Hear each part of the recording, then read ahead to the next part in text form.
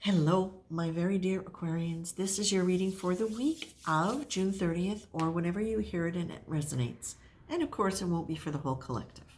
That being said, the first thing that I see is you in a glass box. And the feeling that I get with the glass box is people can see in, and you're very colorful, and you're lively, and you're attractive and charming. And all of that's genuine, all of that's real. But the quality of the box is that there is a separation between you and the world to which you are presenting yourself. Now, this may not be all the time, but I'm having a feeling that it's a quality of behavior. And the feeling that I'm getting with that is this glass box is a way for you to be present, to feel like you're surrounded by people without actually feeling as though you're too vulnerable to them. There's that sense of it almost being one way. You putting out, that doesn't sound good, but you presenting outwardly without having to take in a lot.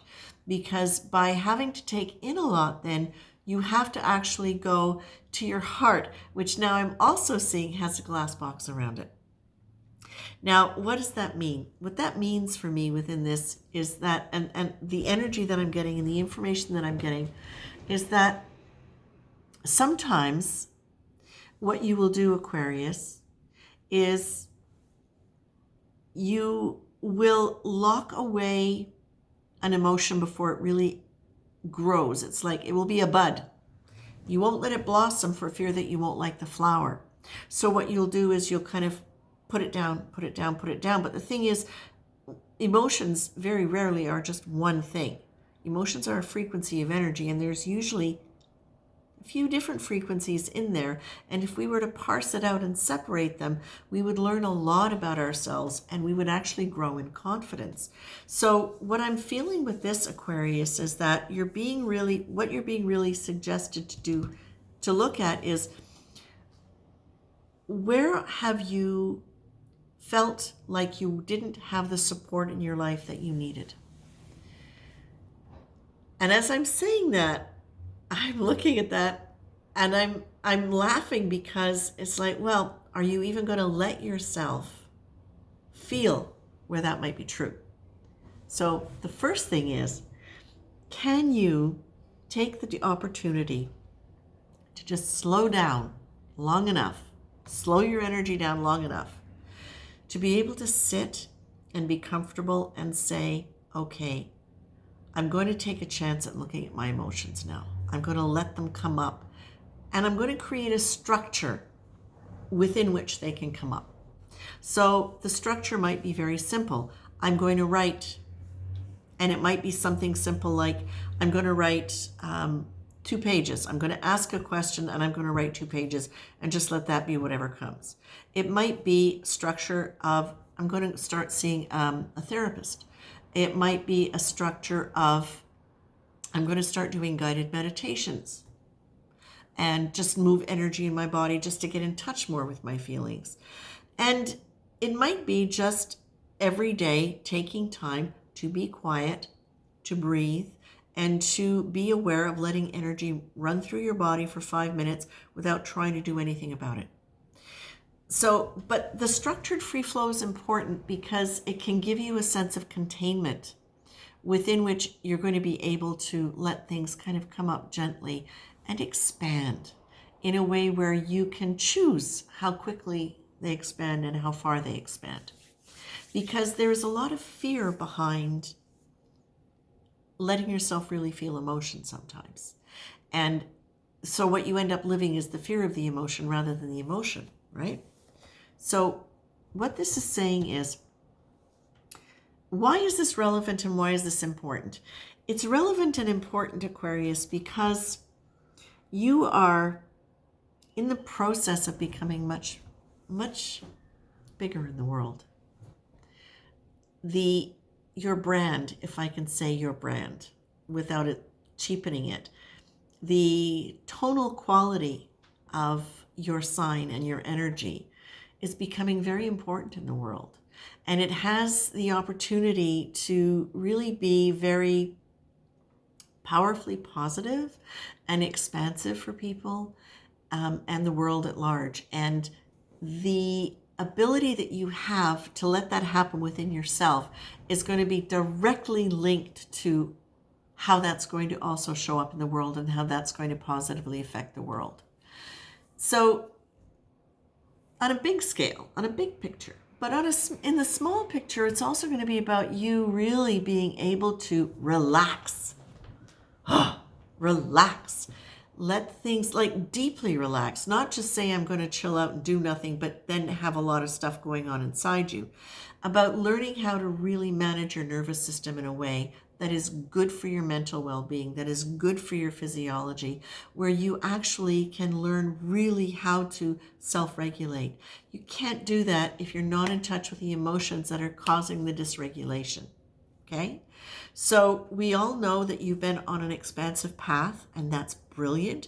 And this is another step towards that, towards really honoring that. So concepts that Spirit is suggesting you look at is, when have you felt perhaps elements of abandonment in your life, where you were left without resources, either emotional or physical, in order to be able to do what you needed to do or feel safe in the world and or powerful in the world, okay? Because they're pretty linked. You're also being asked to look at where in your life, because you weren't aware or comfortable with your emotions, that you put up barriers to experiences and boxed yourself into a certain way of being to stay safe, rather than learning how to be in touch with your emotions in a way where you could negotiate boundaries. Boundaries are negotiable. They are flexible. And there's something that we tend to be able to do more when we feel emotionally confident and not frightened of dealing with things that might come up. So look at where perhaps you've set up barriers instead of boundaries. Now, what might a barrier look like?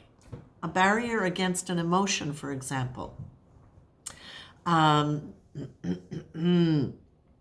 It might be something simple like, instead of looking at why somebody had a negative reaction to something that you said or did, you immediately go into defense mode or rationalization mode.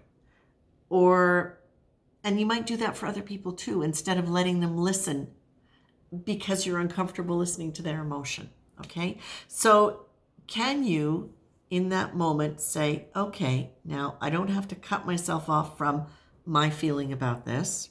I can let myself feel it. I don't have to push it away by justifying or blaming or rationalizing it. I can say, okay, yeah, all right. So that made me feel that. I'm not going to project now an opinion about them.